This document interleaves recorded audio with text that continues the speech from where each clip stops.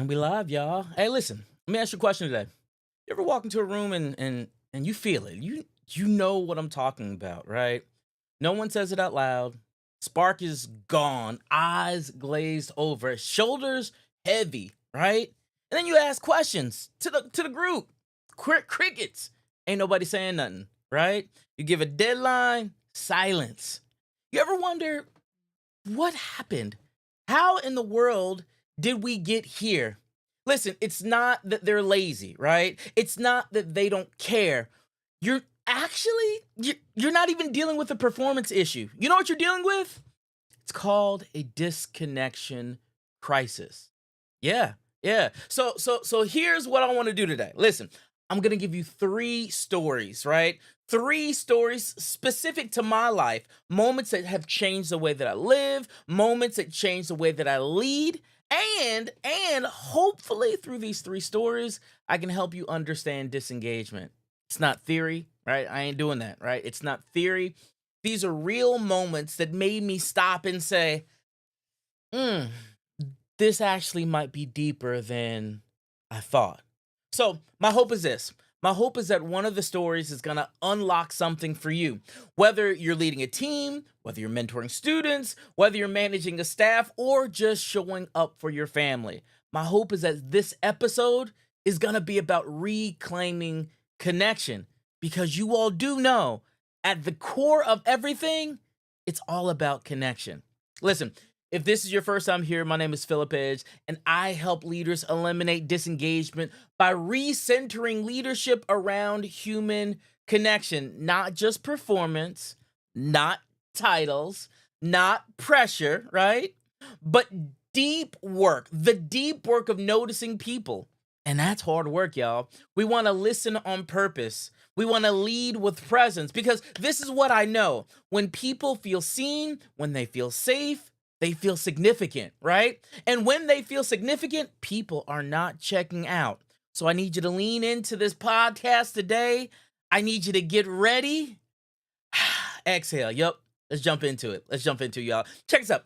A few years back, I had a student that I was working with, right? They were an intern, and here's the thing: they were quiet, they were respectful, they were always early, they're always working, like they worked really, really hard. But here's the thing: she never spoke in meetings. She did her job and she left.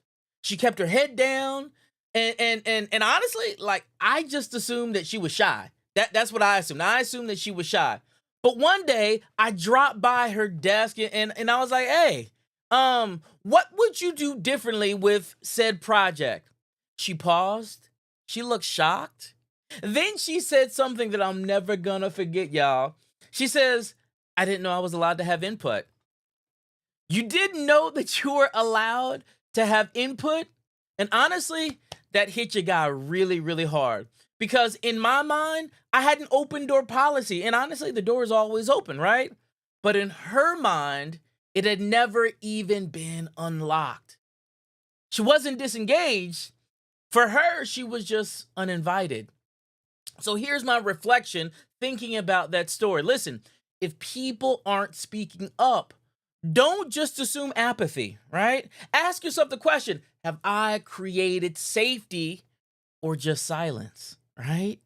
You don't need a new program, right? You don't need a new recognition piece, right? That's not what you need. You need to notice who's in the room and you need to let them know that they belong there. And sometimes you just got to tell people you do know that you belong here. You do know that you have a voice. You do know that I value the things that you say and the things that you share. So listen, that conversation, it taught me something huge, y'all. You can have the best systems, you can have the clearest expectations, and still completely miss the human that's right in front of you. And once you realize that, right? Once you start seeing people again, it's going to change how you lead. But what happens when the people who used to shine, they they start dimming? Hmm. What happens then? See, I had a leader that I work with. Check this out. Top tier, organized, creative, reliable. everybody leaned on this specific leader, right? But then one day her light started dimming.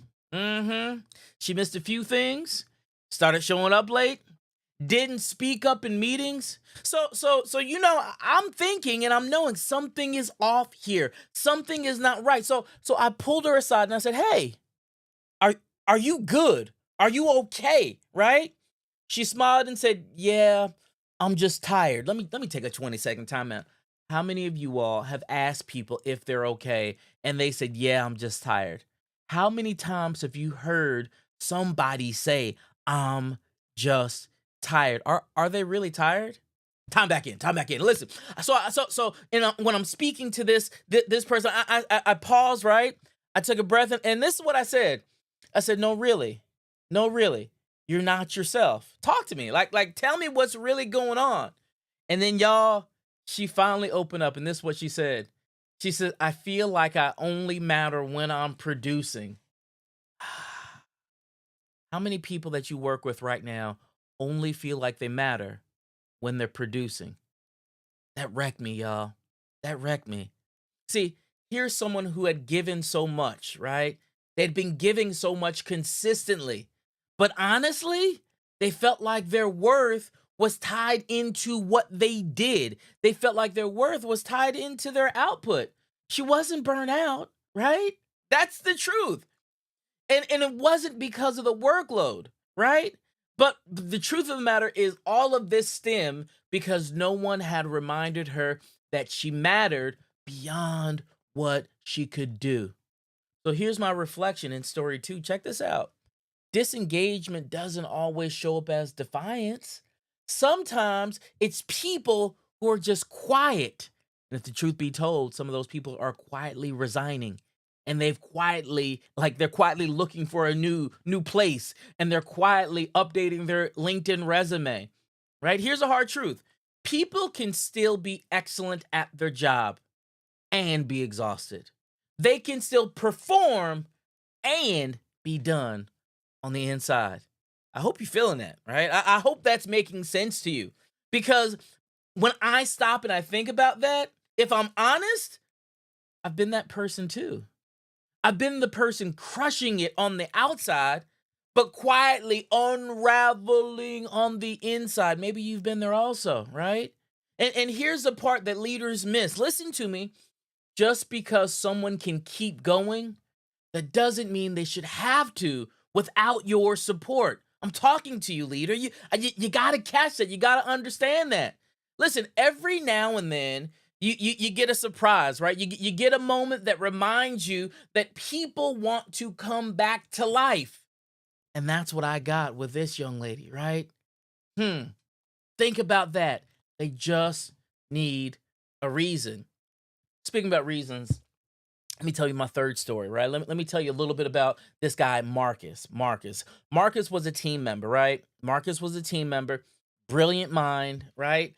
But honestly, I thought we'd lose him.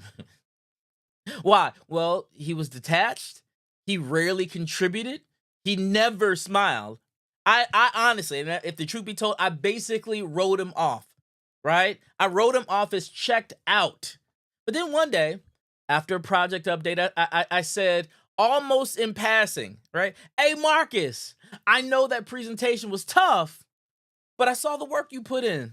Hey, bruh, I know it's not easy, but you held it down." Literally, that's all I said to him, right? And then I kept it moving. Just a quick little affirmation. And if y'all know me, y'all know I'm all about the quick affirmations, right?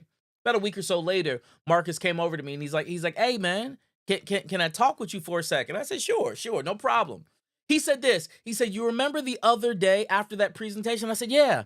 He said, "That was the first time in months that I felt like my work mattered to anyone." See, turns out Marcus hadn't checked out because he didn't care. He checked out because no one was caring or checking up on Marcus. No one was caring about him. Y'all, I'm telling you right now, this is not that difficult. For Marcus and I, the conversation changed after that moment. But here's the reflection. Check it out. People don't need grand gestures. They don't need you to do something big. It doesn't have to be huge. Sometimes people just need to know that they're seen at the right time.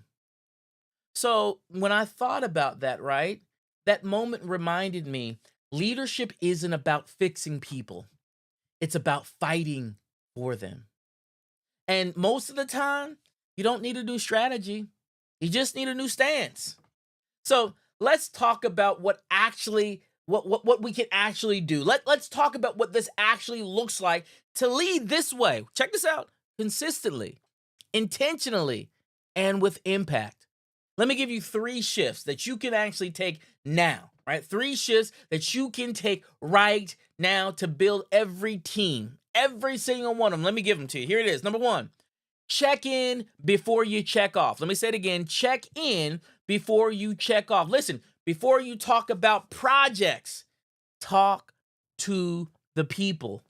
Yes, find out about the people. Find out about life. Check in on them. How are they doing? Before you talk projects, talk people. That's number 1. Number 2, simple. Name the human before the task. It's easy. Name the human before the task. What does that mean? A simple, listen, I appreciate you, goes a long way. A simple calling somebody by their name goes a long way. Name the human before the task. And number 3, here it is, y'all. Here it is. Number 3, celebrate effort, not just outcome. Let me say it one more time. Celebrate effort, not just outcome. Even when the result misses, sometimes you just got to recognize the grind, y'all. You got to recognize that they're putting in effort. You got to recognize that they're trying. Listen, that goes a long ways. It goes a long ways in building people up. It goes a long ways in working with people. Now listen, these aren't soft tactics. These are strategic moves that honestly, they fuel trust, they fuel engagement, and they boost resilience. And that's what you want inside the workplace. So listen, maybe your team feels off. Maybe you're feeling like nothing's working, right? Maybe you're feeling like you're managing people who are, maybe they're just trying to survive the week. Here's what I need you to hear. You don't need a bigger stick. You need a stronger bond. You don't need to yell louder. You need to listen deeper. You don't need to lead harder. You just need to lead closer. That's it. That's it. So if this hit home for you, let's keep the conversation going. You can schedule a free strategy session with me. I'll put my link inside of the comments there. It's no pressure, just real talk about how you lead and where you're stuck. And then we're going to figure out how you can move forward with clarity. That's the key, y'all, with clarity. So if today gave you something to think about, do me a favor. Y'all go ahead, hit that follow button. Follow UnMuted. Make sure you're following us so that you know when the next episode's coming out. Leave me a review or a comment if this helped you at all. It's going to help others find us, and it's going to help us spark conversation inside of the comments. And lastly, I'll just say this. Share it, y'all. Share it out with another leader. Share it out with someone that you care about. Share it out with someone who's leading, someone who's tired, someone who's trying. That's what I need you to do just for your guy. So with that being said, I'll just say this. Thank you so much for spending just a few moments with me. I try to do these quick casts and get it in and out and give you some things that you can actually use, because I understand the world is busy. I know that your world is busy and you're pressed for time. So the truth of the matter is you could have been anywhere, but you chose to, give me a few more moments. So, and I really, really appreciate that. So here's the thing. Listen, you don't have to be perfect. You just need to be present. And that's where real leadership begins. This is your guy, Phillip Edge. This is UnMuted. I'll see you on the next time, y'all. With that being said, we'll holla. Peace.